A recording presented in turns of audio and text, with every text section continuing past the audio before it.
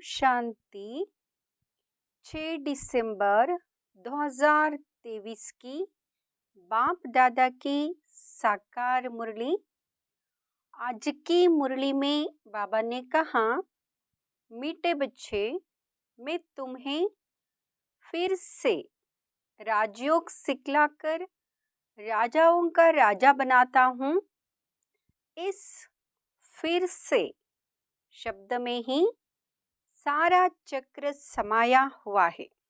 प्रश्न, बाप भी प्रबल है तो माया भी, दोनों की प्रबलता क्या है?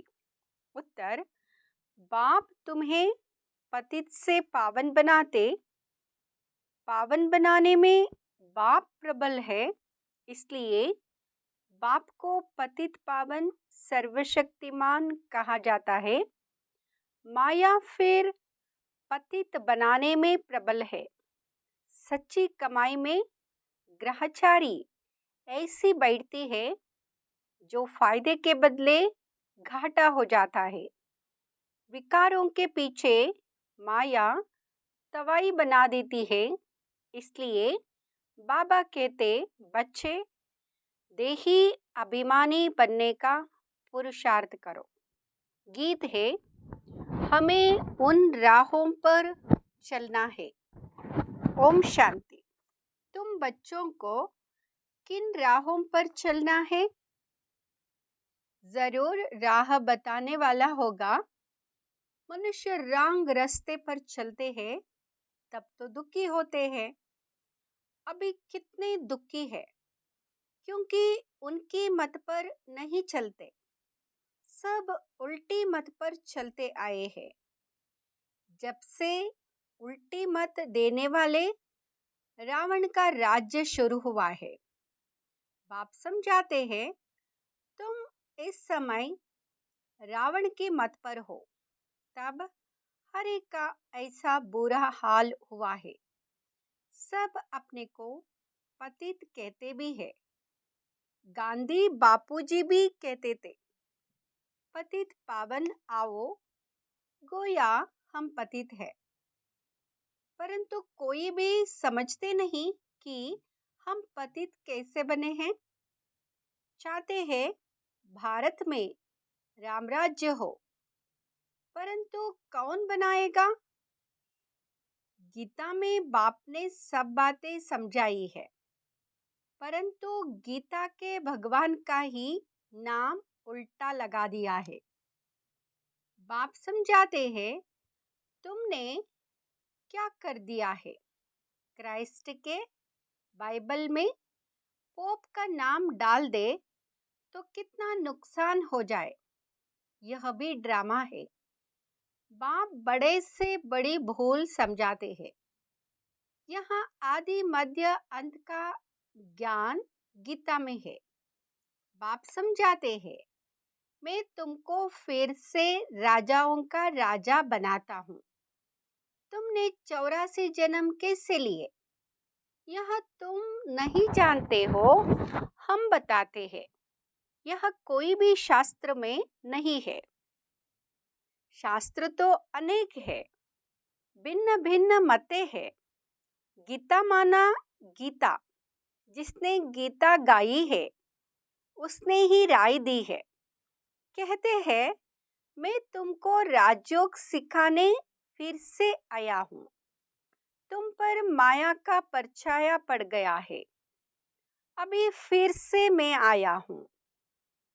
गीता में भी कहते हैं, हे भगवान, फिर से गीता सुनाने आओ, अर्थात फिर से गीता की नॉलेज दो। गीता में ही यह बात है कि आसुरी सृष्टि का विनाश और दैवी सृष्टि की स्थापना फिर से होती है। फिर जरूर कहेंगे, गुरु नानक फिर से आएगा अपने समय पर, चित्र भी दिखाते हैं। श्री कृष्ण भी फिर से वही मोर मुकुट वाला होगा। तो यह सब राज गीता में है, परंतु भगवान को बदल दिया है। हम ऐसे नहीं कहते कि गीता को नहीं मानते, परंतु उसमें जो यह उल्टा नाम मनुष्यों ने डाल दिया है, उसको बाप आकर के सीधा करके समझाते हैं। यह भी समझाते हैं हर एक आत्मा में अपना अपना पार्ट नोंदा हुआ है। सब एक समान नहीं हो सकते। जैसे मनुष्य माना मनुष्य, वैसे आत्मा माना आत्मा, परंतु हर एक आत्मा में अपना पार्ट भरा हुआ है। यह बातें समझाने वाला बड़ा बुद्धिमान चाहिए। बाप जानते हैं कौन समझा सकते हैं, कौन सर्विस करने में समझदार है, किसकी लाइन क्लियर है। देही अभिमानी रहते हैं, सब तो परिपूर्ण देही अभिमानी नहीं बने हैं। यह तो अंत में रिजल्ट होगी। इम्तिहान के दिन जब नज़दीक होते हैं तो मालूम पड़ जाता है कौन कौन पास होंगे। टीचर्स भी समझ सकते हैं और बच्चे भी समझते हैं कि यह सबसे तीखा है। वहाँ तो टगी आदि भी हो सकती है। यह बात हो ना सके। यह तो ड्रामा में नोंद है। कल्प पहले वाले ही निकलेंगे। हमें पता चलता है सर्विस की रफ्तार से। ये सच्ची कमाई में घाटा और लाभ, ग्रहचारी आदि आती है। चलते चलते टांग टूट पड़ती है। गंधर्वी विवाह करने बाद फिर माया एकदम तवाई बना देती है। माया भी बड़ी प्रबल है। बाबा प्रबल है पावन बनाने में, इसलिए उनको सर्वशक्तिमान पतित पावन कहा जाता है। और फिर माया प्रबल है पतित बनाने में। सतयुग में तो माया होती नहीं, वहाँ है ही वाइजलेस वर्ड। अभी है एकदम विशेष वर्ड। कितनी जबरदस्त प्रबलता है। चलते चलते माया एकदम नाक से पकड़ तवाई बना देती है, फारकती दिला देती है। इतनी प्रबल है। भल सर्वशक्तिमान परमपिता परमात्मा को कहते हैं, परंतु माया भी कम नहीं है। आधा कल्प उनका राज्य चलता है। यहाँ कोई थोड़े ही जानते हैं। दिन और रात आधा आधा होता है। ब्रह्मा का दिन, ब्रह्मा की रात। फिर भी सतयुग को लाखों वर्ष, कलयुग को कितने वर्ष दे देते हैं। अभी बाप समझाते हैं तो समझ में आता है। यह तो बिल्कुल राइट है। बाप बैठ पढ़ाते हैं।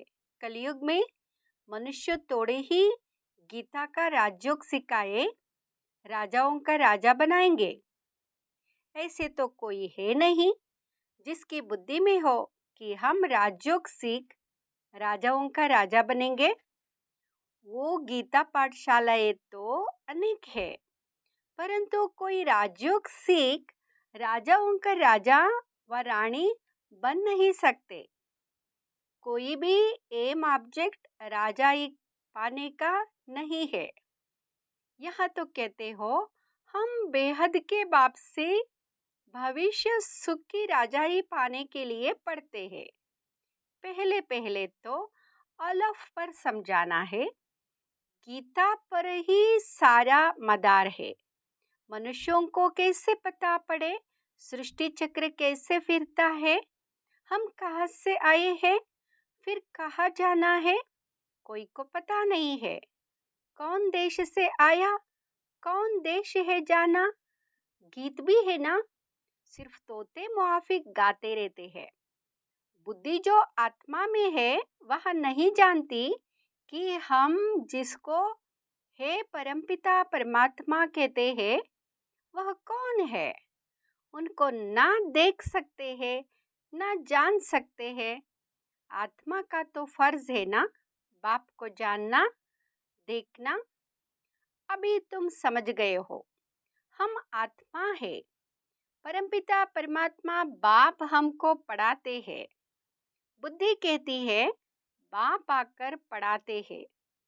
जैसे किसकी आत्मा को बुलाते हैं तो समझते हैं ना, उनकी आत्मा आई है, तो तुम समझते हो हम आत्मा है, हमारा वह बाप है। बाप से जरूर वर्षा मिलना चाहिए।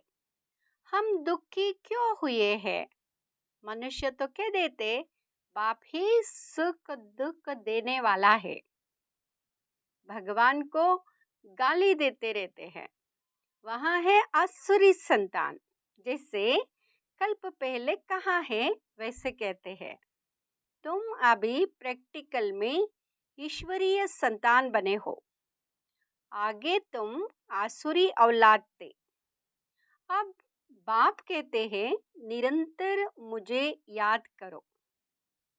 किसको भी यहाँ 2 अक्षर समझाना बहुत सहज है।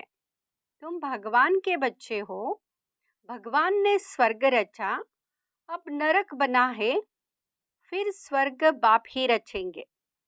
बाप हमको राजयोग सिखला रहे हैं, स्वर्ग की स्थापना कर रहे हैं। अच्छा, शिव को नहीं जानते हो? प्रजापिता ब्रह्मा को भी रचने वाला वह बाप है, तो जरूर बाप ब्रह्मा द्वारा ही सिखाएंगे। अभी शूद्र वर्ण है, हम ब्राह्मण से देवता क्षत्रिय बनेंगे, नहीं तो विराट रूप क्यों बनाया है? चित्र ठीक है, परंतु समझ नहीं सकते। शूद्रों को ब्राह्मण कौन बनाएंगे? जरूर प्रजापिता ब्रह्मा चाहिए। उनको कैसे अडॉप्ट किया? जैसे तुम कहते हो यह मेरी स्त्री, उनको मेरी कैसे बनाया? एडॉप्ट किया। बाप कहते हैं मुझे भी माता पिता कहते हो, मैं बाप तो हूँ, मेरी कहाँ से लाऊं? तो इनमें प्रवेश कर इनका नाम ब्रह्मा रखता हूँ। स्त्री एडॉप्ट की जाती है, जैसे लौकिक बाप स्त्री को एडॉप्ट कर वंशावली रचते हैं। बाबा ने फिर इनमें प्रवेश कर इनको एडॉप्ट कर इनके मुख द्वारा मुख वंशावली बनाई है। तुम कहते हो हम ब्राह्मण ब्राह्मणियां हैं, जरूर इनका ही नाम ब्रह्मा है। ब्रह्मा किसका बच्चा?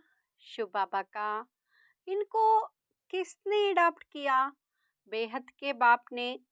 दृष्टांत बड़ा अच्छा है, परंतु जिसकी बुद्धि में बैठा होगा वह समझा सकेंगे। बुद्धि में नहीं होगा तो उनको समझाने आएगा ही नहीं। लौकिक और पारलौकिक बाप तो है ना, वह भी स्त्री को एडॉप्ट कर मेरी कहते हैं।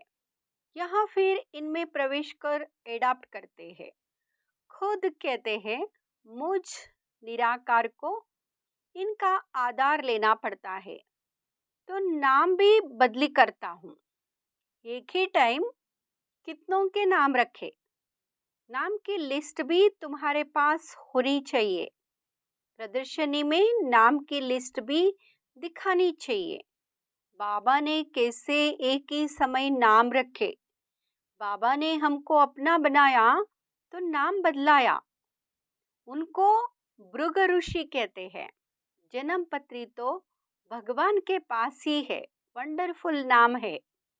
अब सभी तो है नहीं, कोई तो आश्चर्यवत भागंती हो गए। आज है कल है नहीं। नंबर 1 दुश्मन है काम। यह काम विकार बहुत तंग करता है, उस पर जीत पानी है। गृहस्थ व्यवहार में इकट्ठे रहकर उन पर जीत पानी है। यहाँ है प्रतिज्ञा, अपनी वृत्ति देखनी है, कर्मेंद्रियों से विकर्म नहीं करना है। तूफान तो सबको आते हैं, इसमें डरना नहीं है। बाबा से बहुत बच्चे पूछते हैं यह धंधा करे वह नहीं करे। बाबा लिखते हैं मैं कोई तुम्हारे धंधे आदि को देखने आया हूँ क्या? मैं तो टीचर हूँ, पढ़ाने के लिए। धंधे की बात हमसे क्यों पूछते हो?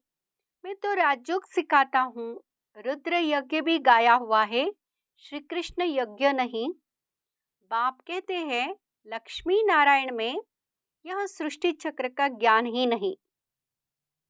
अगर यह मालूम हो कि 16 कला से फिर 14 कला बनना है तो उसी समय ही राजाई का नशा उड़ जाए। वहाँ तो है ही सदगति। सदगति दाता तो एक है, वही आकर युक्ति बताते हैं, दूसरा कोई बतला ना सके। पहले पहले यह बात उठाओ कि किसने कहा है काम महाशत्रु है। यह भी गाते हैं विशियस वर्ड और वाइजलेस वर्ड। भारत में ही रावण को जलाते रहते हैं, सतयुग में थोड़े ही जलाएंगे। अगर यह कहते हैं कि अनादि है, सतयुग में भी था, फिर तो सब जगह दुख ही दुख होगा, फिर स्वर्ग कैसे कहेंगे। यह बातें समझानी है। हर एक की रफ्तार अपनी है, पता लग जाता है कौन अच्छी रफ्तार वाला है। संपूर्ण तो कोई बने नहीं है, बाकी हाँ सतो रजो तमो तो होते हैं। बुद्धि हर एक की अलग अलग है। जो श्रीमत पर नहीं चलते हैं वहाँ है तमो प्रधान बुद्धि। अपने को इंश्योर नहीं करेंगे तो भविष्य 21 जन्मों के लिए कैसे मिलेगा। मरना तो है ही, तो क्यों ना इंश्योर कर देना चाहिए। सब कुछ उनका है तो परवरिश भी वह करेंगे। भल कोई सब कुछ देते परंतु सर्विस नहीं करते, जो दिया वह खाते रहते हैं, तो बाकी जमा क्या होगा, कुछ भी नहीं। सर्विस का सबूत चाहिए। देखा जाता है कौन पंडे बन जा आते हैं। नए बीके भी आपस में सेंटर चलाते हैं, उनको भी आफरीन दी जाती है। यह नॉलेज तो बड़ी सहज है। वानप्रस्थ अवस्था वालों को जाकर समझाओ। वानप्रस्थ अवस्था कब होती है? बाप ही गाइड बन सबको ले जाएंगे। तुम जानते हो बाप ही कालों का काल है। हम तो खुशी से बाबा के साथ इकट्ठे जाना चाहते हैं। पहले पहले तो मुख्य बात यहाँ उठाओ, गीता का भगवान कौन है? जिसने रचना रची? लक्ष्मी नारायण को राजयोग किसने सिखाया? उनकी भी राजधानी स्थापन हो रही है और कोई राजधानी स्थापन करने आते नहीं, बाप ही राजधानी स्थापन करने आते हैं। सब पतितों को पावन बनाते हैं। यहाँ है विशियस वर्ड, वहाँ है वाइजलेस वर्ड, दोनों में नंबरवार मर्तबे है। जो श्रीमत पर चलने वाले होंगे उनकी बुद्धि में ही यह बातें बैठ सकती है। अच्छा, मीठी मीठी सिकिलदे बच्चों प्रति माता पिता बाप दादा का याद प्यार और गुड मॉर्निंग। रूहानी बाप की रूहानी बच्चों को नमस्ते। हम रूहानी बच्चों की रूहानी माता पिता बाप दादा को याद प्यार गुड मॉर्निंग और नमस्ते। धारणा के लिए मुख्य सार। फर्स्ट, बुद्धि की लाइन सदा क्लियर रहे, इसके लिए देही अभिमानी रहना है। सच्ची कमाई में माया किसी प्रकार से घाटा ना डाल दे, यह संभाल करनी है। दूसरा, कर्मेंद्रियों से कोई भी विकर्म नहीं करना है। इंश्योर करने के बाद सर्विस भी जरूर करनी है। वरदान, माया को दुश्मन के बजाय पाठ पढ़ाने वाली, सहयोगी समझ, एक रस रहने वाले, माया जीत भाव। माया आती है आपको पाठ पढ़ाने के लिए, इसलिए घबराओ नहीं, पाठ पढ़ लो। कभी सहनशीलता का पाठ, कभी शांत स्वरूप बनने का पाठ पक्का कराने के लिए माया आती है। इसलिए माया को दुश्मन के बजाय अपना सहयोगी समझो, तो घबराहट में हार नहीं खाएंगे। पाठ पक्का करके अंगद के समान अच्छल बन जाएंगे। कभी भी कमजोर बन माया का आह्वान नहीं करो, तो वहाँ विदाई ले लेगी। स्लोगन, हर संकल्प में दृढ़ता की महानता हो तो सफलता मिलती रहेगी। हर संकल्प में दृढ़ता की महानता हो तो सफलता मिलती रहेगी। ओम शांति।